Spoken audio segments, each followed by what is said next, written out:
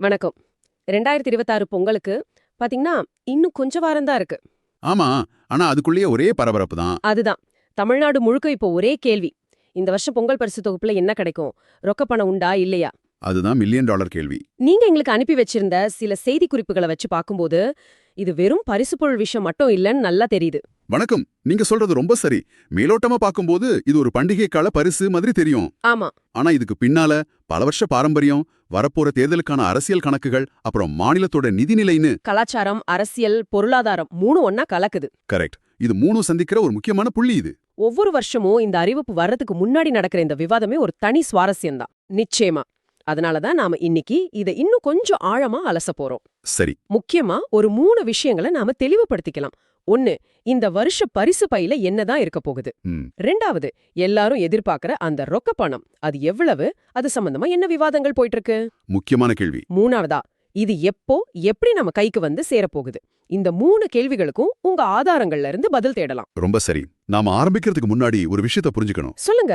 இன்னைக்கு நாம 3000, 5000ன்னு பேசிட்டு இருக்கோம். ஆனா ஒரு காலத்துல பொங்கல் பரிசுன்னா பணமே கிடையாது இல்லையா? ஆமா ஆமா. அந்த பழக்கம் எப்படி ஆரம்பிச்சதுன்னு தெரிஞ்சுக்கிட்டா இப்போ நடக்கிற அரசியலை புரிஞ்சுக்கிறது இன்னும் கொஞ்சம் சுலபமா இருக்கும். நல்ல பாயிண்ட். எனக்கே ஞாபகம் இருக்கு, சின்ன வயசுல பொங்கல் பரிசுனா ரேஷன் கடையில ஒரு பெரிய கரும்பும். ஆமா, கரும்பு முக்கியம். அப்புறம் பொங்கல் வைக்க தேவையான பச்சரிசி, சக்கரை, முந்திரி, திராட்சை இதுதான் கொடுப்பாங்க. அதுவே ஒரு பெரிய சந்தோஷமா இருக்கும். அப்போ அதுதான் வழக்கம். இந்த ரொக்க பணம் கொடுக்கற பழக்கம் எப்போ ஆரம்பிச்சது? அதுக்குன்னு ஏதோ ஒரு குறிப்பிட்ட அரசியல் காரணம் இருந்ததா? அதுதான் முக்கியமான திருப்புமுனை. இந்த பரிசு பொருட்களோட சேர்த்து பணத்தையும் கொடுக்கற பழக்கத்தை அதிமுக ஆட்சி தான் முதல்ல கொண்டு வந்தாங்க. ஓ. அது ஒரு சின்ன தொகையில ஆரம்பிச்சு கொஞ்சம் கொஞ்சமா ஏறிச்சு. ஆனா இந்த மொத்த விளையாட்டையுமே மாத்துனது 2021 சட்டமன்ற தேர்தலுக்கு முன்னாடி நடந்த ஒரு நிகழ்வு தான். நீங்க அப்போதைய முதலமைச்சர் எடப்பாடி பழனிசாமி அறிவிச்ச அந்த 2500 ரூபாய் சொல்றீங்க இல்லையா? எக்ஸாக்ட்லி. அது உண்மையிலேயே ஒரு பெரிய கேம் சேஞ்சரா இருந்துச்சு. தேர்தல் சமயத்துல பெரிய பேசு பொருளா மாறிச்சது. அது வெறும் பேசு பொருள் இல்ல, அது மக்களின் மனநிலைய, அவங்களோட எதிர்பார்ப்ப நிரந்தரமா மாத்தி அமைச்ச ஒரு விஷயம். அப்படியா? ஆமா. அது வரைக்கும் அரசாங்கம் கொடுக்கிற ஒரு உதவியா, ஒரு பரிசா பார்க்கப்பட்ட விஷயம், அதுக்கு பிறகு ஒரு உரிமையா, ஒரு எதிர்பார்ப்பா மாறிடுச்சு. ஓ, சரி சரி. பணமும் அந்த பரிசு தொகுப்புல ஒரு அங்கம் அப்படிங்கிறது மக்கள் மனசுல ரொம்ப ஆழமா பதிஞ்சிடுச்சு. ஓ, அதனாலதான் போன வருஷம் திமுக அரசாங்கம் பணம் கொடுக்காம வெறும் பொருட்களை மட்டும் கொடுத்தப்போ ஒரு பெரிய அதிருப்தி உருவாச்சு. ஆமா. பொங்கல் பரிசுல பணம் இல்லங்கிறது ஒரு பெரிய விவாதமா மாறிச்சு. அது வெறும் பணத்தை இழக்கிறது பத்தி இல்ல, ஏற்கனவே கிடைச்சிக்கிட்டு இருந்த ஒண்ணு திடீர்னு நிறுத்தப்பட்ட மாதிரி ஒரு உணர்வு இல்லையா? மிகச்சரியா சொன்னீங்க. அது வெறும் பணத்தோட மதிப்பு இல்ல, அது ஒரு என்டைல்மெண்ட் மனநிலை. இதத்தான் வெல்ஃபேர் பாலிடிக்ஸ் சைக்கிள், அதாவது நலத்திட்ட அரசியல் சுழற்சின்னு சொல்லுவாங்க. ஓ. ஒரு முறை நீங்க ஒரு நலத்திட்டத்தை குறிப்பா பணமா கொடுக்க ஆரம்பிச்சுட்டா, அதுக்கப்புறம் வர்ற எந்த அரசாங்கமும் அதுல இருந்து பின்வாங்கிறது அரசியல் ரீதியா ரொம்ப ரொம்ப கடினம். ஆமா, அப்படி பின்வாங்கினா அது மக்கள் கிட்ட பெரிய அதிருப்தியை உருவாக்கும். அதை எதிர்க்கட்சிகள் தங்களுக்கு சாதகமா பயன்படுத்திக்குவாங்க. அப்போ ஒவ்வொரு வருஷமும் இந்த பொங்கல் பரிசு அறிவிப்புங்கிறது அரசாங்கத்தோட நிதி நிர்வாக திறமையை சோதிக்கிறத விட அவங்களோட அரசியல் தைரியத்தை தான் அதிகமா சோதிக்குதுன்னு சொல்லலாமா? நிச்சயமா. ஏன்னா பின் வாங்கவே முடியாத ஒரு இடத்துக்கு வந்துட்டாங்க. ஆமா. அதிலும் குறிப்பா இன்னும் 1.5 வருஷத்துல சட்டமன்ற தேர்தல் வரப்போகுது. கரெக்ட். இந்த சூழல்ல போன வருஷம் செஞ்ச அதே தவறை இந்த அரசாங்கம் செய்யுமா? நிச்சயமா செய்யாது. அப்போ இந்த முறை பணம் உண்டு. அதனால இந்த முறை ரொக்க பணம் உண்டுங்கிறது கிட்டத்தட்ட உறுதியான ஒரு விஷயம். கேள்வி என்னன்னா எவ்வளவு? ஆமா, எவ்வளவு கேரளுக்கு வரும்போதுதான் நீங்க அனுப்புன ஆதாரங்கள்ல நான் ஒரு நம்பரை பார்த்து ஒரு நிமிஷம் ஆடி போயிட்டேன். அந்த 8000 ரூபாய சொல்றீங்களா? ஆமா, 8000 ரூபாய் அப்படின்னு ஒரு தொகை குறிப்பிடப்பட்டிருந்தது. நான் அதை நம்பவே இல்ல. அத பார்த்தா யாருக்குமே அந்த ஒரு ஆச்சரியம் வருந்தா?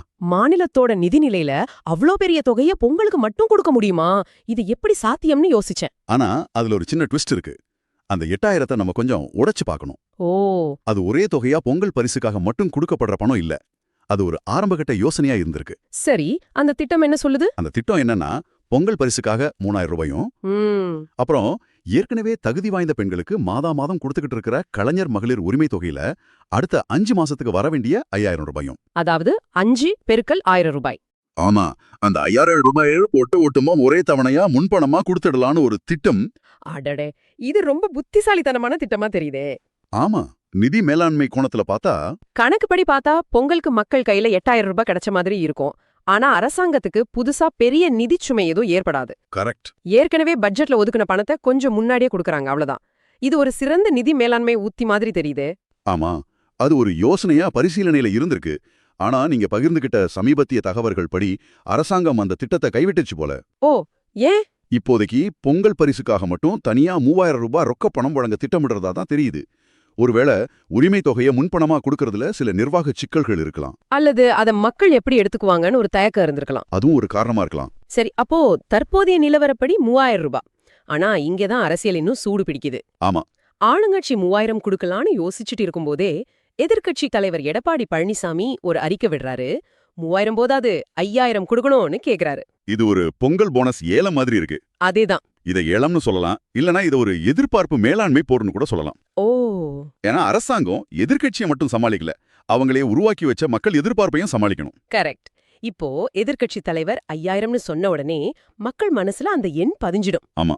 அப்போ அரசாங்கம் 3000 கொடுத்தா கூட அவங்க கேட்டதுல இருந்து 2000 குறைச்சு கொடுத்துட்டாங்கன்னு ஒரு பேச்சு வரும். இதுதான் அந்த அரசியல் அழுத்தம். இது அரசாங்கத்துக்கு ஒரு இக்கட்டான நிலைமைதான்.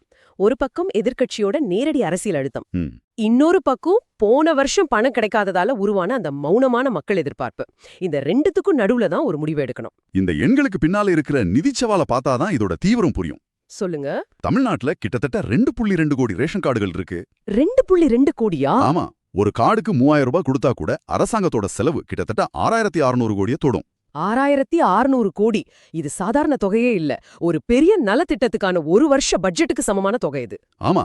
ஒரே ஒரு பண்டிகை பரிசுக்காக இவ்ளோ பெரிய தொகையை ஒதுக்குறதுங்கிறத நிதித்துறையினருக்கு எவ்வளவு பெரிய தலைவலியா இருக்கும். அதுவே எவ்வளவு பெரிய சவால்னா? அதுவே சவால் தான்.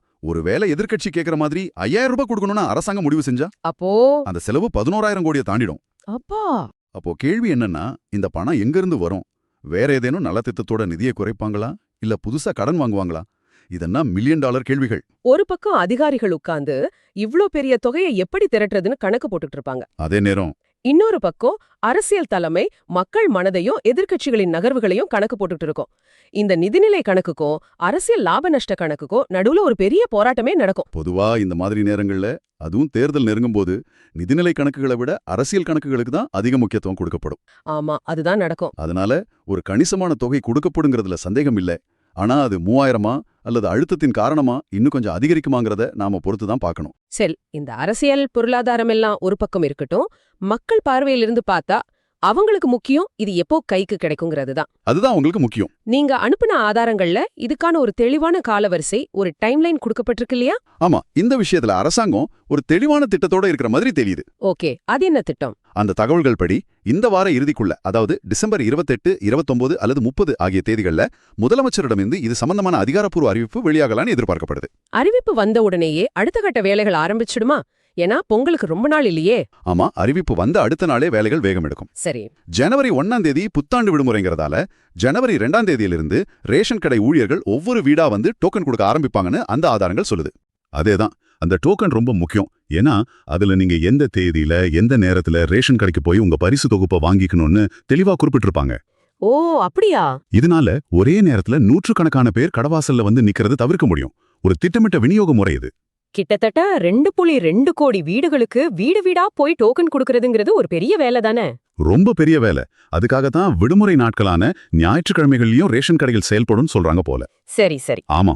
இந்த டோக்கன் விநியோகம் ஒரு வாரம் நடக்கும். அதுக்கப்புறம் பரிசு விநியோகம் தொடங்கும். அதேப்போ கடந்த வருஷத்தை போலவே இந்த வருஷமும் ஜனவரி 9ஆம் தேதி முதலமைச்சர் இந்த திட்டத்தை முறைப்படி தொடங்கி வைக்க அதிக வாய்ப்பு இருக்கு.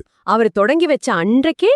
ஆமா. அவர் தொடங்கி வச்ச அன்றைக்கே மாநிலம் முழுவதும் எல்லா ரேஷன் கடைகள்லயும் விநியோகம் ஆரம்பிச்சிடும். யோசிச்சு பாருங்க, ஜனவரி 9ஆம் தேதி திட்டம் தொடங்குது. பொங்கல் பண்டிகை ஜனவரி 15ஆம் தேதி வாக்குல வரும். ஆமா. டைம் ரொம்ப கம்மி. அதுக்குள்ள, அதாவது கிட்டத்தட்ட 6-7 நாட்களுக்குள்ள மாநிலம் முழுக்க இருக்கிற 2.2 கோடி குடும்பங்களுக்கும் இந்த பரிசு பொருளும் பணமும் சரியா போய் சேரணும். இது ஒரு மாபெரும் லாஜிஸ்டிக் சவால்.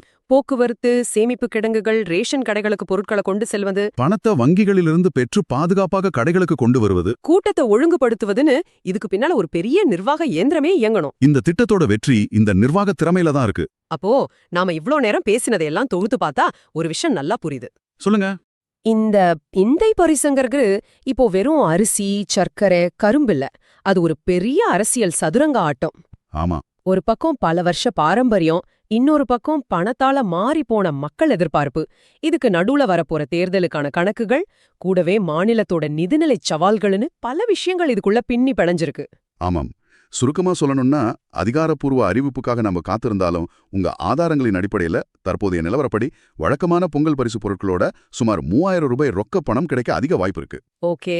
ஜனவரி 2ல இருந்து டோக்கன் விநியோகமும் ஜனவரி 9ல இருந்து பரிசு விநியோகமும் தொடங்குங்கிறது ஒரு தெளிவான செயல்முறையா தெரியுது. இந்த முழு விவாதமும் ஒரு விஷயத்தை எனக்கு நல்லா புரிய வச்சது. இது வெறும் பணத்தை பத்தியோ பொருட்களை பத்தியோ இல்ல. அப்புறம் இது மக்களோட மனநிலையும் அரசியல் கட்சிகளோட வியூகங்களையும் நிர்வாகத்தோட சவால்களையும் பத்தினது. மிகச்சரி. அது இப்போ எண்கள், அரசியல், தேதிகள் எல்லாத்தையும் பத்தி பேசிட்டோம். ஆமா. ஆனா நீங்க இத கேட்டுக்கிட்டு இருக்கும்போது இந்த விஷயத்தோட இன்னொரு பக்கத்தை பத்தி யோசிக்க ஒரு கேள்வியை முன்வைக்கிறேன். சொல்லுங்க, கேட்க ஆர்வமா இருக்கு. ஒவ்வொரு வருஷமும் குறிப்பா தேர்தல் நெருங்கும் போது அரசாங்கம் கொடுக்கிற இந்த மாதிரி பணப்பரிசுகள் அரசுக்கும் மக்களுக்குமான உறவை எப்படி மாத்தி அமைக்குது? நல்ல கேள்வி. இது உண்மையிலேயே பண்டிகை காலத்துல மக்களுக்கு உதவுற ஒரு சமூக நலத்திட்டமா இல்லனா வாக்குகளை மனசுல வச்சு கொடுக்கப்படுற ஒரு தற்காலிக சந்தோஷமா? ஆழமான கேள்வி. ஒரு கட்டத்துக்கு மேல இது மக்கள்கிட்ட அரசாங்கத்தை சார்ந்து வாழ்ற ஒரு மனநிலைய, ஒரு சார்பு தன்மையை உருவாக்குதா? யோசிச்சு பாருங்க.